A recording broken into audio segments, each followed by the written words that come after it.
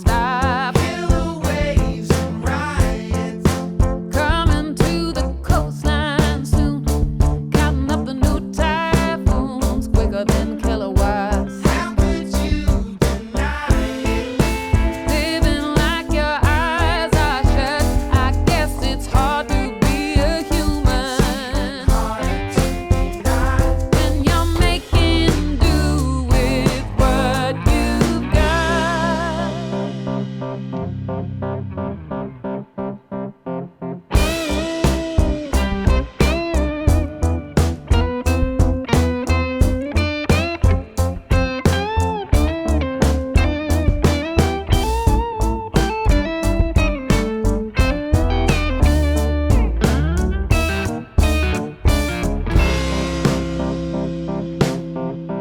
Where are all the heroes? Perfect teeth glistening, big strong chins, shooting for the moonshots. That goal is 60 to 0. Slowing down, few and far between. Everything true, it seems like we forgot. I don't wanna lie. What do I say to my baby girl? Leaving with half a world that we could have done a lot. I just wanna die. If she wants what she can become, and she can't blame anyone. No one's wrong. When you're making do with what you've got, you've gotta make it do a lot more than ever.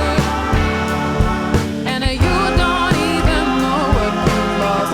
A perfect paradise of too many guilty pleasures. And you pay the cost. You pay the cost.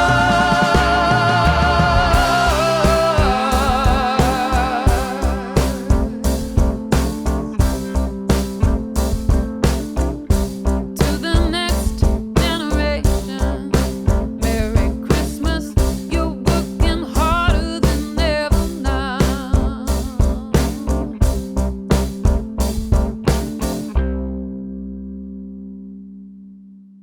Hey, I'm Bill DeVille. It's another virtual session with The Current, and I am here with Lake Street Dive members Rachael Price and Akie Bermiss. How you doing? Nice to see you both. Hello, Doing how's it great. going? It's going excellent. Tell us where you both are. We're both We're in both Brooklyn. in Brooklyn.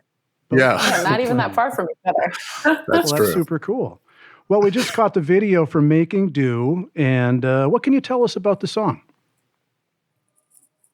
This is a song that Mike Calabrese started, and he wrote it with Bridget. And it's a song mostly about climate change, in short. And it's talking about how we sort of inherit things from past generations, and while we might want to just place all the blame on them and get really mad, we also have to just sort of face the reality of just making do with what we've got, just, living in the present, good or bad, and accepting that and doing what we can to move forward and make positive changes. I like to put it in this category of songs like The Pretenders' 2,000 Miles and Joni Mitchell's River, songs that mention Christmas that aren't really Christmas songs at all, Yeah. There's some great lyrics in the song too. Killer waves and riots coming to the coastline soon, counting up the new typhoons quicker than kilowatts. How could you deny it? It's pretty evident it's about climate change, isn't it? Yeah, I think so. And also the impact on humanity as a whole that climate change, like we've created climate change also changes us. And I think that's what the song deals with on a personal level and also like on a larger sort of human-wide level. Yeah. Now, you've been doing this for a long time, 16 years now. It must be, quite a bit different now that you haven't been on the road for, what, a year has it been? Oh yeah. How did it play out? Were you guys touring back a year ago in March and had to pull yourself off the road, or what was going on with the band, a year ago when the COVID, pandemic hit? We were making our album a month before we went into lockdown. So we felt pretty fortunate and lucky that all got done, because we flew home on, I believe, like a Monday, and by Friday, everything was over. And it was all our tours after that got canceled. And right before the the shows that we played right before the recording were on a cruise ship. So we felt especially lucky to not have gotten stuck on a cruise ship out at sea for 6 weeks.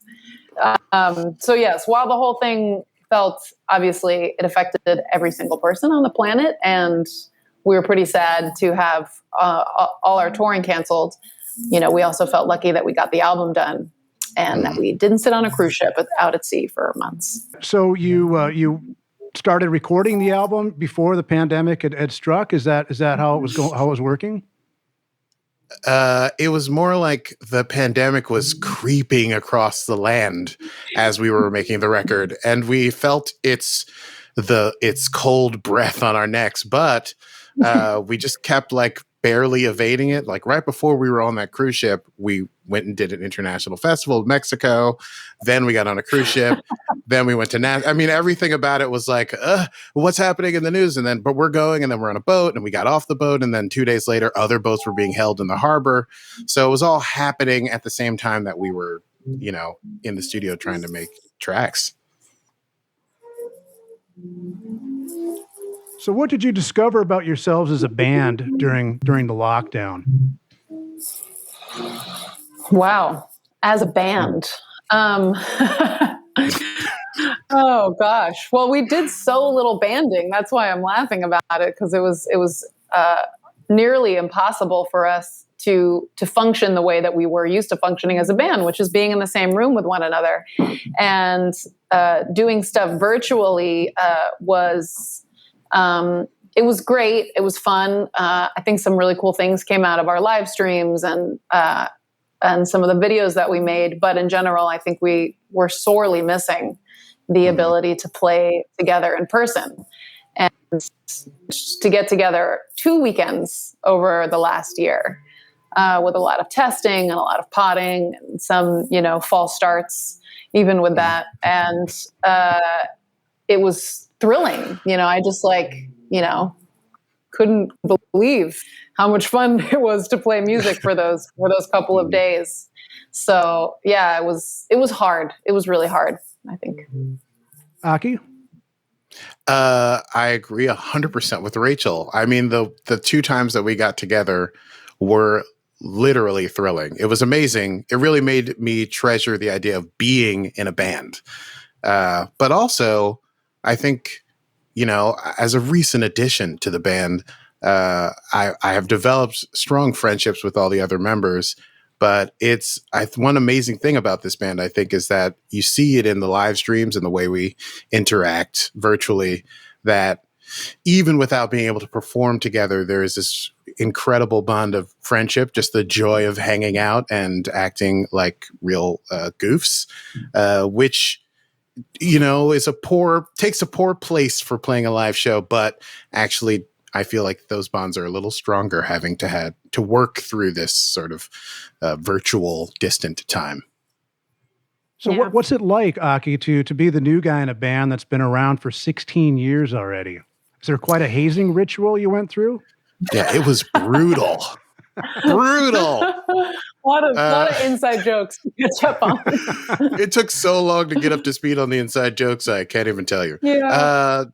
But it's really, no, it's great.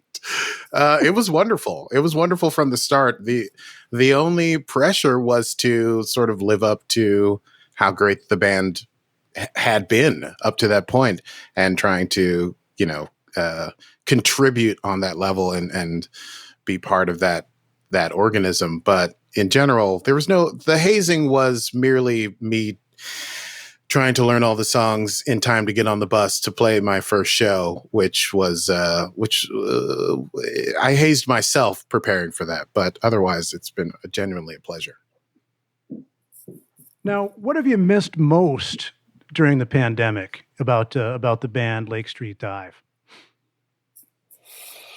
Wow, it's so many things. I miss live music the most.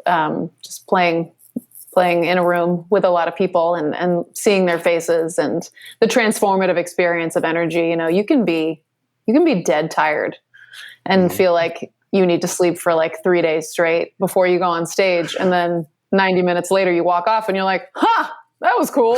Feel great.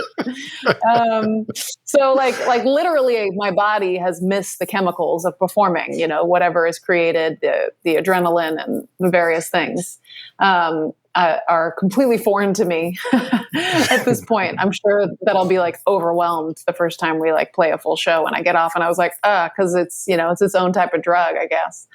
But you know what I also really miss is like midnight on the tour bus when it's like a jar of peanut butter, weird meat snacks, you know, just like a complete to a place of absurdity and just being like, where are we? Who are we? What do we do? Because we exist nowhere. It's a bus driving, you know, into the sunset. And we're like, where are we going tomorrow? And like, I really miss those times because this has been, you know, funny enough, it's like one of the most unexpected things that I could have imagined happening living through a pandemic, but then it's turned into like the most predictable of times. You know, it's like, I know where I'm eating every night. It's my dinner table. I know where I'm going at 8:00. It's my couch. And so I definitely, I miss spontaneity. How about you, Akie? It's similar for me. I haven't been home this long since I had a home that was my own home. And, I think, obviously the shows are amazing. I wish we could get back to that. But something I do miss along with that, like midnights on the bus, is like mornings on the bus. The other side of like, where are we? I always feel like it's like that part of a sitcom where they've already done the cold open, they play the theme song, and then as the action resumes, there's that little like dingity dingity ding right at the end. And it's like coming out of the bunk section and Rachel's like already got her coffee and she's writing something and I've got my coffee, you know, and we kind of like, so where are we? And we like look out the windows and we're like, what is this place? I miss that, which is strange to say because it always felt so disorienting. I always remember the story that Willie Nelson sometimes sleeps in his bus when it's parked outside of his home. He's become so at home in his tour bus. Yeah, that's completely relatable. Yeah. All right, we're going to have you play Hypotheticals. What can you tell us about that song? I sure love the groove in that song. Tell us about it. It's a total bop. Bridget Carney wrote this song. She sent it to us complete. We heard it and we were like, yeah, she just like mic dropped that song onto the band. Sprung and we were like, Athena from her head. I hear some hints of maybe some Motown and some old school soul in that one. Is that true, do you think? Definitely.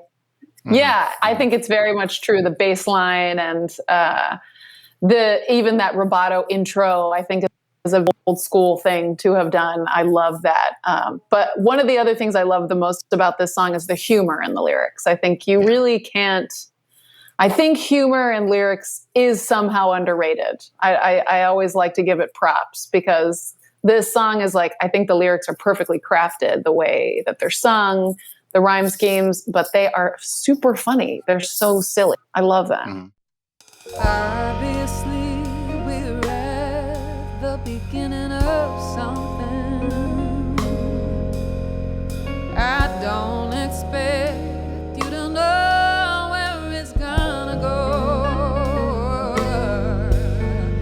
but I believe we might be all doing something, and I just thought maybe you should know.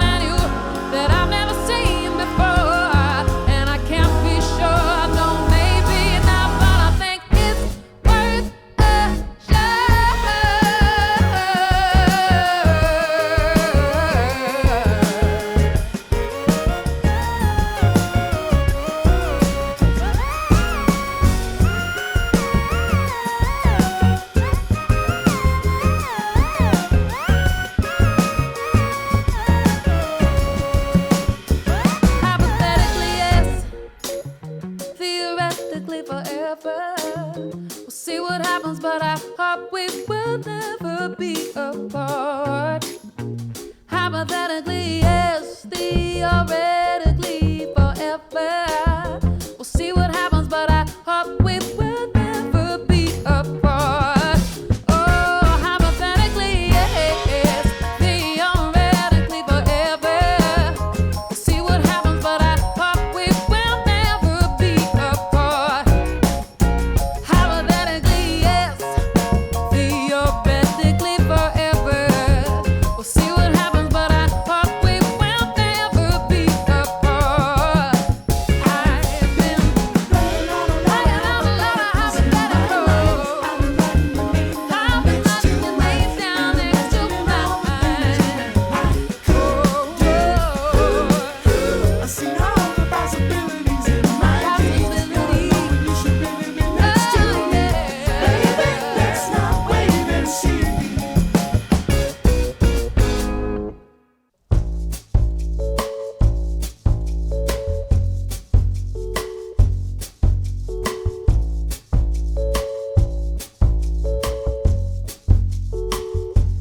Being a woman is a full-time job. I wake up in the morning and I punch the clock. And people tell me take it easy, but they don't say to stop. Being a woman is a full-time job. Being a woman is a full-time job. Being a woman is a full-time job, and I work all day, and I work all night.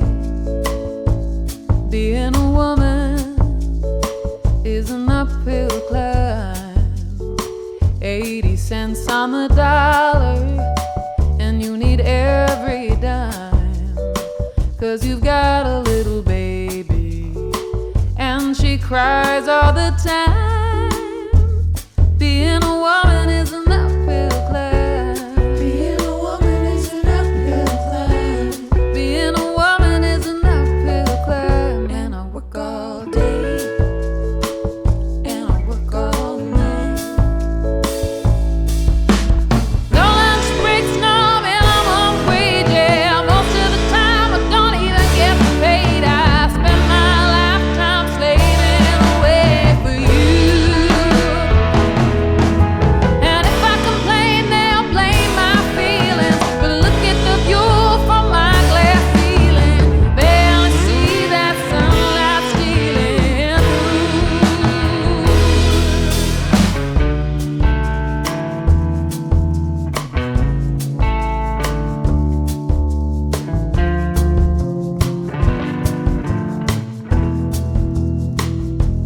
Being a woman is a full-time job. And if we stand up and protest, we'll call an angry mob, while another lone gunman loads up his shot. Being a woman is a full-time job. Being a woman is a full-time job. Being a woman is a full-time job. Is a full-time job. Being a woman is a full-time job.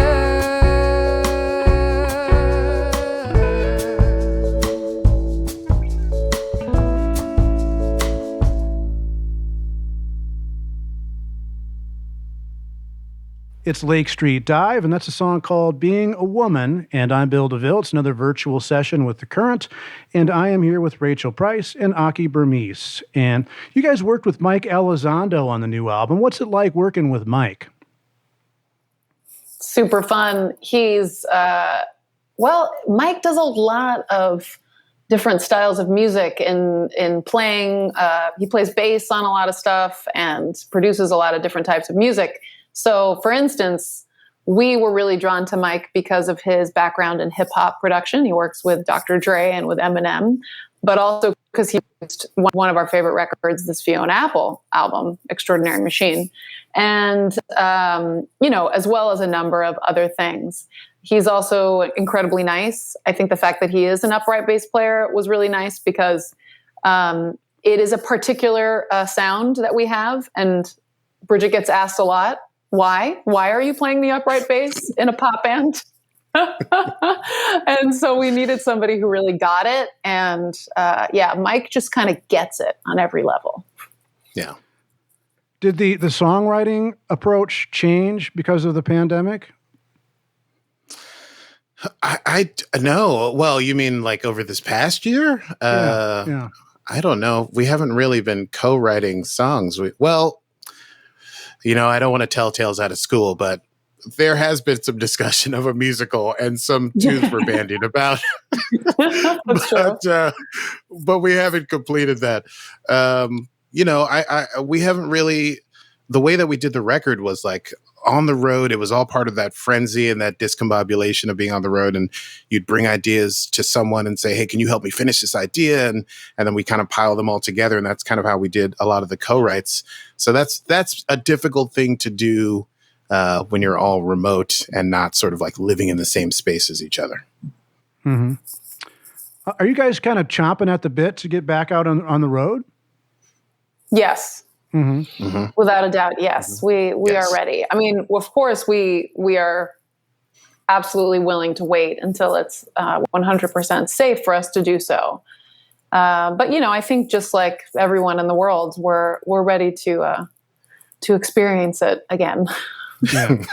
Do you have gigs on the plate yet, or is that soon to be happening, or do you know yet? Yeah, we have the hypothetical gigs ready to go. Sort of like we're waiting in the wings. Yes, exactly. Now, Rachael, the band's been around for 16 years. Did you ever dream it would last this long? Yeah, I did actually. The dream is probably the right word for that as well. We've always been sort of clueless dreamers in terms of how this band would work. When we were 23 and touring, we just assumed we were all going to move into the same loft and get bunk beds in New York City. And we were like, we're all going to be roommates and just like live together. And it's just going to be band practice like all day long. This kind of gives you an idea of how we've sort of thought about being in a band with each other as just something that it will last as long as it can last. So we didn't all move in with each other, which I think is for the best, and in the end has contributed to our longevity. We have, I think all of our discussions about what we want to do next sort of include this idea of like keeping this going for a long time. We want we want to maintain this. So that's like, when we talk about improving our touring life, it's because we don't really want to stop. What haven't you done as a band that you've always wanted to do? Wow. It's funny. One of the things that I always wanted to do was make like a full-on dance music video, like really high production quality. And we definitely made like a dance music video for Hypotheticals. That was like one of my dreams. I don't think everyone in the band shared that hope.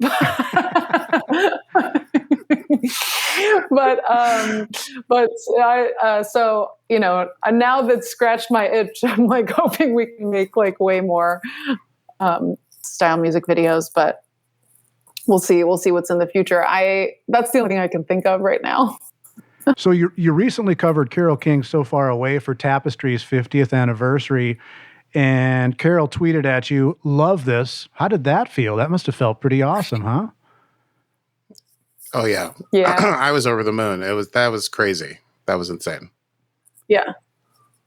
She's my hero. Absolutely. She's such a star and an inspiration. So I've also watched her, I followed her online presence, and I know that she's like very active with her fans. So I knew she was going to see it when we were making the video. I mean, I didn't know, but I was like, chances are high that like this is going to get passed on to her and she'll watch this video. So yeah, I was nervous and excited. It's Rachael Price and Akie Bermiss of Lake Street Dive. They have a fine new album. Congratulations on the record. I think it's just an awesome release, and you really did a nice job. You outdid yourself with this one. So congratulations on Thank you. that. And we sure hope you visit the Twin Cities soon. We've missed you. It's been far too long and can't wait for your return. Yes. So nice chatting. Yeah, great to see you. Thanks for having Great to us. see Real you. pleasure. Our pleasure. Yeah. Thanks so much.